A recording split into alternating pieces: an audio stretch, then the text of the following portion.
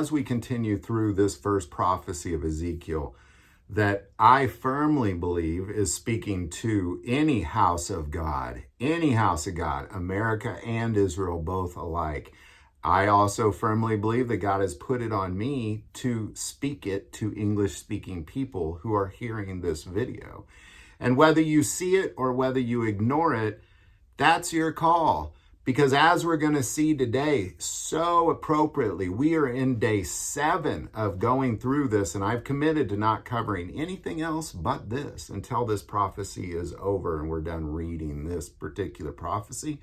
That on the 7th day, it says, "Now it came to pass at the end of 7 days, that the word of the Lord came to me, saying, Son of man, I have made you a watchman for the house of Israel. Therefore hear a word from my mouth, and give them warning from me.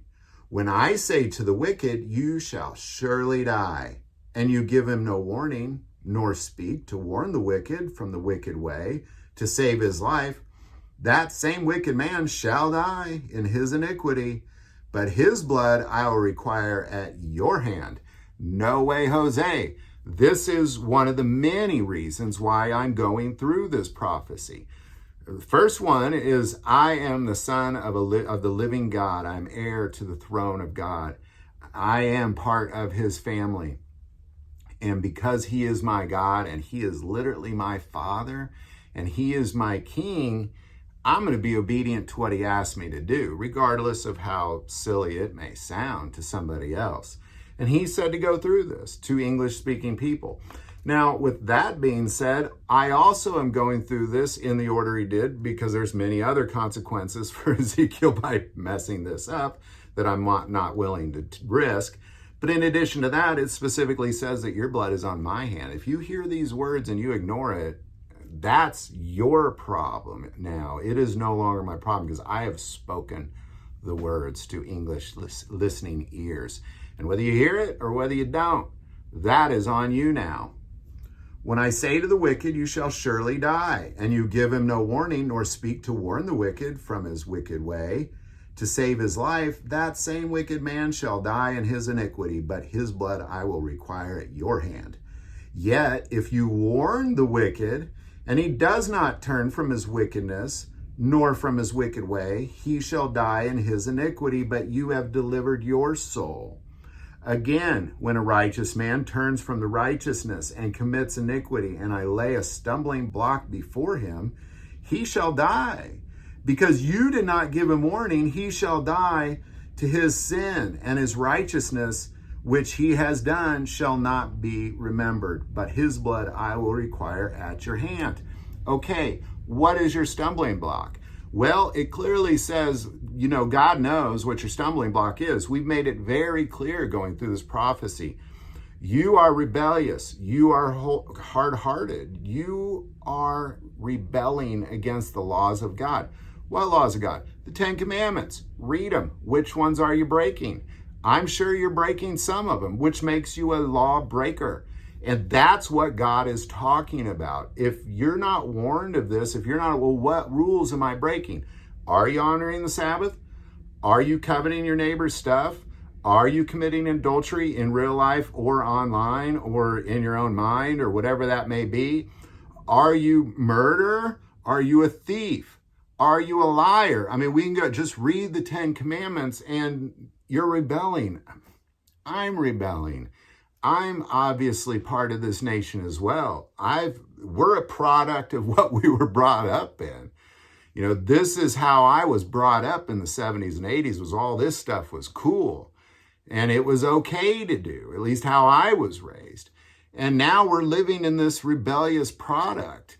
And it's not really your fault, to be quite honest. You're a product of your environment. I'm a product of my environment, which is why this message to America is so incredibly important.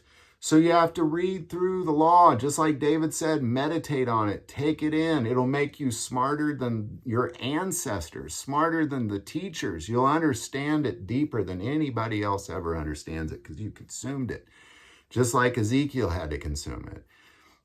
Just like David voluntarily consumed it. He said it tasted like honey to his lips. The laws of God did. And here what we're seeing now, you know now. What am I doing wrong? What is my stumbling block? It's one of those 10. One of those 10 are your stumbling block, or multiple of those 10 are your stumbling block. And if God puts a stumbling block and you trip over it, you will die. And now you know there's a stumbling block there. Let's keep going. Again, when a righteous man turns from his righteousness and commits iniquity, and I lay a stumbling block before him, he shall die.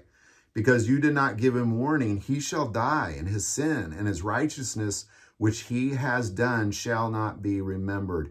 But his blood I will require at your hand.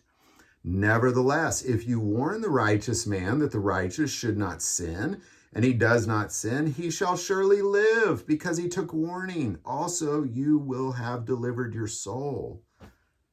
This is so important, ladies and gentlemen. This is what the message is about. This is why you can be certain. The message that Ezekiel got was for America. Yes, it was for Israel. In that moment, that was the only house of God. That's why they inserted the word house of God there. But now, all Jews and Gentiles are of the house of God. And if you think America is a house of God, this applies. If you think that America is not rebelling against God's laws, you're a fool. They're rebelling more than any other nation really is.